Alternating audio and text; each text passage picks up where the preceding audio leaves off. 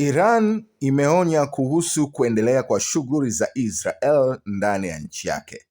Licha ya kusitishwa kwa mapigano, Wizara ya Ujasusi ya Iran imeonya kuhusu kuendelea kwa shughuli za uharibifu za upelelezi ndani ya nchi yake zinazofanywa na Israel.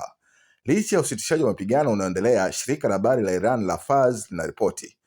Fars ilinukuu wizara hiyo ikisema kwamba watendaji wa Israel wamekuwa nyuma ya kampeni ya kupiga simu kwa wingi kwa Wairan kwa lengo la ujasusi wa simu na kupata habari za kitaifa. Wizara hiyo pia ilionya kuhusu kuenea kwa habari bandia ili kuwachochea Wairan kuchukua hatua dhidi ya umoja wa mshikamano wa kitaifa na kuweza kuipindua serikali yao.